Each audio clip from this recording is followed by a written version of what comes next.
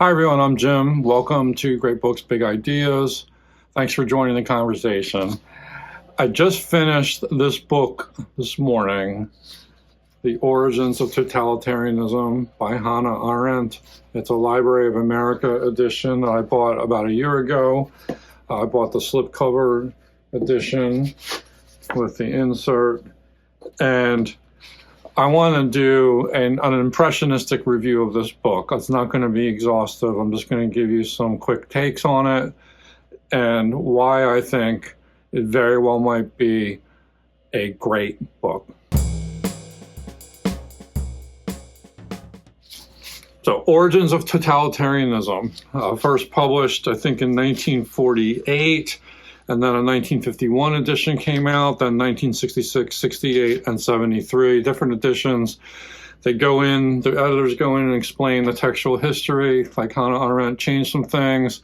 There was a final, edited version, and that's what this is based on. This is a terrific edition. It not only includes the book, but it also includes the prefaces to the first edition, preface to part 1, preface to part 2, and preface to part 3, and then the three-part structure of the book, which I'll talk about in a sec, an extensive bibliography. And this woman did her research. Good God, did she research? She just seemed to have read everything about totalitarianism, about the history leading up to that, and also the documentary history of the Nazis and the Bolsheviks in the Soviet Union. Then there's an appendix with concluding remarks and reflections on the Hungarian Revolution, and then an extensive chronology of her life, a note on the texts, which is about the textual history, and then additional endnotes plus an index. So if you're looking for a soup to nuts edition of Origins of Totalitarianism, I have to think this is it. I was really satisfied with the job they did here. The book is essentially I think this is a magnum opus. I'm not totally familiar with everything that Hannah Arendt wrote. I know I read the book about Adolf Eichmann, and the banality of evil and all that. For some reason, though, I'm blanking on the title. That was an excellent book. And I might have read one shorter book by her, or parts of it, which I can't remember the title. Having senior moments here, folks. But anyway, and then, she's just written tons of other books. I was in my local Barnes & Noble the other day browsing, and they had a really nice collection of her books, brand new books. And there's much more of her I would like to read after finishing this one. But having said all that, this book, which came relatively early in her career, this has to be her magnum opus. I mean, this is a monster of a book. It doesn't look that thick, but these are very thin pages that Library of America has in their editions, and you're talking almost 800 pages of the book proper. So anyway, it's a massive, massive book. It's a magnum opus. This is like a major life's work for her. I mean, and I am by no means an expert on totalitarianism, but this has to be in the running for the best book about totalitarianism that there is. It has to be part of that conversation. I have to say. I can't imagine it wouldn't come up. And, if you know other great books about totalitarianism, books that have been written since she wrote, and she was writing in the years immediately after the end of World War II. If you know other books or better books, put them in the comments below and share them with the viewers, and I would like to know. But anyway, the structure of this book, and this actually could have been 3 different books, and I think as a book was getting written, it was considered that could be a possibility, but she wanted to keep them all together. Part 1 is about anti-Semitism, and part 2 is about imperialism, and then part 3 is about totalitarianism. So it does have a little bit of a historical structure, although even she said the title, The Origins of Totalitarianism, isn't quite accurate. So this is not exactly saying that anti-Semitism and imperialism like caused totalitarianism. These periods like preceded it, but they're sort of like contributing factors, or it's kind of like what was happening in European civilization in the 19th century, especially the late 19th century and early 20th century, up through World War I and the time between the wars. This all kind of ends up with these horrific totalitarian states in Germany and Russia. And her job is to kind of explain like the environment. It's like an environmental awareness of these things. But anyway, in part one, the anti-Semitism section or part, she talks about anti-Semitism as an outrage to common sense, the Jews, the nation state, and the birth of anti-Semitism, the Jews in society, and the Dreyfus Affair. The chapter on the Dreyfus Affair was terrific. I learned so much about the Dreyfus Affair I didn't know before, and she talks a lot about Proust, which was cool because I'm a big Proust fan, but she just talks about sort of this, and this is something she does throughout the whole book, is she makes very fine distinctions between things, such as, anti-Semitism is one thing. It's like not quite the same thing as the hatred of the Jews, which would go all the way back to like the Middle Ages. But she starts splitting hairs again and talks about, like anti-Semitism more in a cultural sense, but then anti-Semitism as like a political thing. And she's just really meticulous about the way she analyzes these topics. Part two is a history of imperialism. Again, I learned so much, opened so many doors for me. And hopefully I retained some of it, but it definitely like triggered a lot of things for me. Chapter 5 is about the political emancipation of the bourgeoisie. Chapter 6, race thinking before racism. So there's a lot in this imperialism part about race and racism, because that's like a huge part of totalitarianism, especially as it manifested in Nazi Germany. And then race and bureaucracy, another chapter. Then continental imperialism, the Pan movements, and then the decline of the nation state and the end of the rights of man. And you get lots of like political theory, history, lots of great thinkers come up. She just seems to have read it all, and understands it all, and has the capacity to retain this all and like make sense out of it. Then part 3, in a lot of ways, the most interesting part of the book, it's sort of what you've been waiting for, is totalitarianism. And here she talks about a classless society, the totalitarian movement, totalitarianism in power, ideology and terror, a novel form of government, and then that's basically it. And then the appendix has concluding remarks and reflections on the Hungarian Revolution. Part of that concluding remarks, I kind of found its way into the final edition, and then I think she got rid of the concluding remarks. But anyway, no matter. The stuff on totalitarianism, again, she's making fine distinctions, she'll sort of distinguish totalitarianism from fascism. She'll talk about totalitarianism and its relationship to the state, to the government. And really, I think, if I understand her correctly, totalitarianism for her is more of a movement that sort of controls the state. It doesn't become the state as would happen maybe in like a one-party fascistic state or like a tyranny or a dictatorship. It's kind of something else. You do have the dear leader as the figurehead, the leader whose word is law and all that, like you have in tyrannies. But you have this movement that sort of shadows every facet of society and becomes, and there's a lot about like secret police and like these different forces. It's just so much going on here. It really was hard to retain it all. But then he also talks, and this she does throughout the whole book, but especially in the totalitarianism part, she shuttles back and forth between Soviet Russia under Stalin and Nazis under Hitler. Himmler is given a lot of attention here as one of the masterminds of Nazi Germany, but she goes back and forth. And I like the fact that she's basically saying, you can almost disregard the political differences between the Nazis who are on the right and the Stalinists who are in Russia who are on the left. They were communists, Bolshevists. Those almost don't matter. Like, it's more what they have in common, how they mirror one another. She compares them a lot, and obviously there's differences, but there's a reason that you put these two together, and they were happening at the same exact time.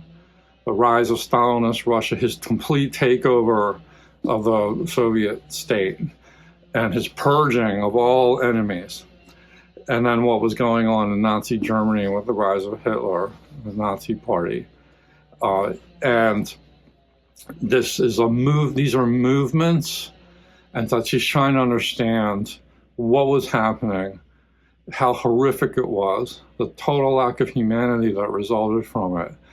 And it was very, very sobering to read. It was difficult at times, especially towards the end when she's talking about the concentration camps, the extermination camps, like the Gulag in Russia, just the mass murder, and just kind of basically like denying people their humanity, which seemed to be the point of totalitarianism. And the relationship of totalitarianism to ideology, which is kind of like the quote rationale for it. It has its own inner logic, which when you step outside of it makes no sense at all. And it's completely inconsistent. They do whatever the hell they want to do, and might makes right. But it seems to be the purpose is just like world expansion, dominating power, regardless of like nationalist influences. That almost seems to not even matter. It's more about racism, and it's more about like this adherence to an ideology, and then you just mow everyone down. Extermination seems to be the end game of it. And it was hard to read, at times, but very important to read. And there's just so much history of ideas in here. It's an amazing book. And let me talk about why I think this could be classified as a great book. And, definitions of a great book will vary. I think it's a great book. I'll just come out and say that. Enough time has gone by since it was published and people are still talking about this book. I still think it's influential. Hannah Arendt is hot these days, what's going on in our world geopolitically, that I think her relevance is enduring. We'll see in another 100 years what becomes of her reputation. But I think she's very steeped in this tradition of great ideas, and she's very much a part of the conversation. And I think of the Mortimer Adler definition of a great book, which I'm going to just loosely paraphrase. I'm not going to get everything he said about it, but a couple of things that he did say that I always remember are to qualify as a great book. I think it has to have some staying power. Like, it has to be kind of still part of that conversation. It has to trigger conversation. It has to kind of open up ideas to debate and to different takes. And this book certainly does that. I'm not sure everyone would agree with her analysis of totalitarianism. I'm not sure. I haven't studied the scholarship. But also, a great book is a book that's like larger than you. Like, there's an inexhaustibility about it. And that is certainly the case, at least from my point of view, when I read this book. This book filled me up with ideas, and I'm overflowing with ideas. I couldn't contain it all. This is a book that I would have to go back to, and next time I do it, I would like to take notes and journal about these ideas and see if I can put things together and mark passages that were really meaningful to me. There was so much quotable stuff in here, I can't even begin to say. But the inexhaustibility of it, that I think is certainly true of this book. It rises to that level for me. at least. I wonder what you think. Let me know in the comments. Now, to give you a taste, I'll just dip in to a passage later in the book where, this is kind of a devastating read, because you're reading about this total dominance that totalitarianism was known for, just the reign of terror on steroids. And you wonder, what can we do about it? How can we fight this? Why? It really, I'm not sure she fully explains why it all came together with this. It's almost an impossible thing to explain. It's so absurd. And yet it happened. And the threat of it happening again is still there, as she says at the end of this book. But this, as she's trying to explain her way through here, this passage struck me as kind of interesting and maybe a little more digestible than some of the other passages I might quote. So we'll cut in here and talk about the kind of epidemic, I would say, of loneliness in 20th century life that seemed to make the masses ripe for this kind of totalitarian movement to take hold and roll over everything. So I will just cut in and, hopefully you'll be able to follow this. I'll read a couple paragraphs and then we'll move on. But I always like to give you a sense of her voice, the writer's voice. So this is on page 695 in the Ideology and Terror chapter. What makes loneliness so unbearable is the loss of one's own self, which can be realized in solitude, but confirmed in its identity only by the trusting and trustworthy company of my equals. In this situation, man loses trust in himself as the partner of his thoughts, and that elementary confidence in the world, which is necessary to make experiences at all. Self and world, capacity for thought and experience are lost at the same time. The only capacity of the human mind, which needs neither the self, nor the other, nor the world, in order to function safely, and which is as independent of experience as it is of thinking, is the ability of logical reasoning, whose premise is the self-evident. The elementary rules of cogent evidence, the truism that 2 and 2 equals 4, cannot be perverted even under the conditions of absolute loneliness. It is the only reliable truth human beings can fall back upon once they have lost the mutual guarantee, the common sense men need in order to experience and live and know their way in a common world. But this, quote, truth is empty, or rather no truth at all, because it does not reveal anything. To define consistency as truth, as some modern logicians do, means to deny the existence of truth. What prepares men for totalitarian domination in the non-totalitarian world is the fact that loneliness, once a borderline experience, usually suffered in certain marginal social conditions like old age, has become an everyday experience of the ever-growing masses of our century.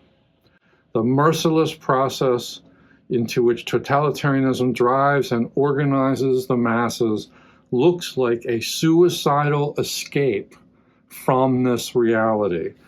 Totalitarian domination, like tyranny, bears the germs of its own destruction. Just as fear and the impotence from which fear springs are anti-political principles and throw men into a situation contrary to political action, so loneliness and the logical, ideological deducing the worst that comes from it represent an anti-social situation and harbor a principle destructive for all human living together. Nevertheless, organized loneliness is considerably more dangerous than the unorganized impotence of all those who are ruled by the tyrannical and arbitrary will of a single man. Its danger is that it threatens to ravage the world as we know it, a world which everywhere seems to have come to an end before a new beginning rising from this end has had time to assert itself. Apart from such considerations, which as predictions are of little avail and less consolation, there remains the fact that the crisis of our time and its central experience have brought forth an entirely new form of government, which as a potentiality and an ever-present danger is only too likely to stay with us from now on. That's right near the end of the book. I just thought it was an interesting angle to pursue, like looking at the relationship to the loneliness of modern life, and then how that is like kind of exploited by totalitarian movements. And also, like in this passage and so many others in the book, talking about, well, talking about so many things that have echoes or that rhyme with things going on in our society today. Yes, we defeated totalitarianism in Nazi Germany, and we eventually, the Soviet Union totalitarianism crumbled, and but these risks are still there. The threat is still there. All these forces, if you want to call them forces, still there. They're still there. People seem to be more atomized than ever before, and I fear for what's going to become of world government that in the face of things like technology, and in face of this honesty crisis that we have, which I talked about in my previous video, book review I did, like where truth is just totally destabilized. It makes me, a lot of the stuff she says in this book are put into context things that I've been trying to understand for years, like why did things like post-structuralist theory and deconstruction and these kind of own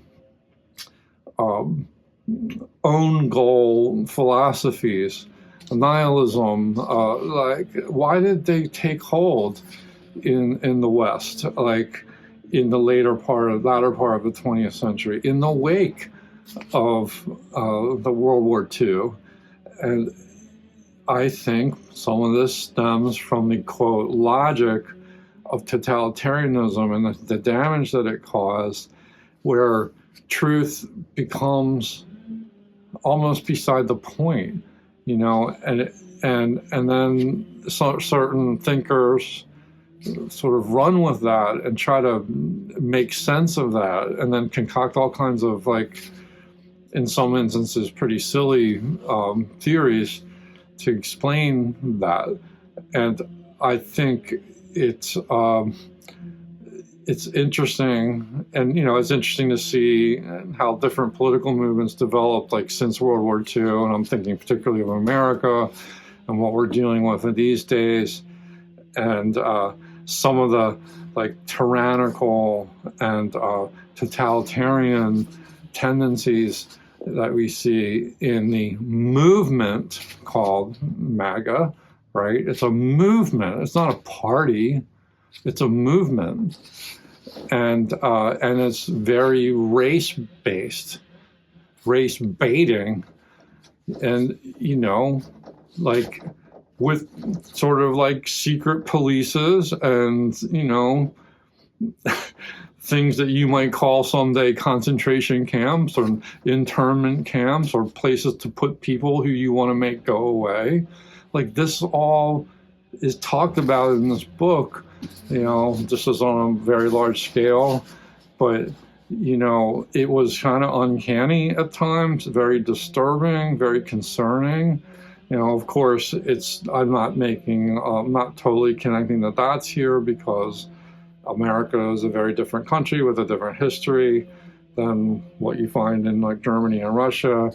Every nation has its own story to tell, but the echoes are there, folks. I mean, it's just there if you're there to see it. And I also kept thinking a lot about the role that technology plays in modern life, the kind of ubiquity of it, the sort of massive surveillance apparatus that's in place, that could be just, and has been, but it can be steered into some very disturbing directions, where you just completely lose your privacy, you completely lose your sense of what the truth is, what a fact is, and you could be abused, you could be tortured, you could be arrested, you could be nullified, you could be made to disappear, figuratively or literally, because they know everything about you.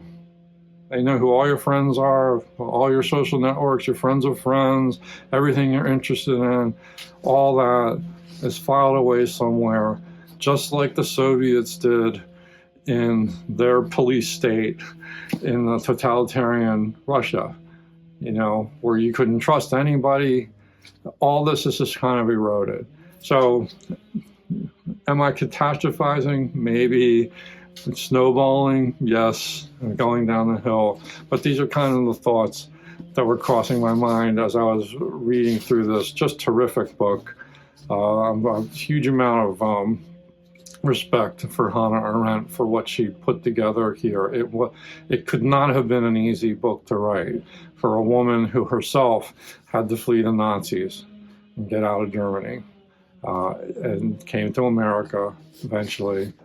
And yeah, so it's just so many ideas, like ping-ponging all over the place. It's like a pinball machine. And I can't contain it all. But this is my definition of a great book. It's one that you can come back to.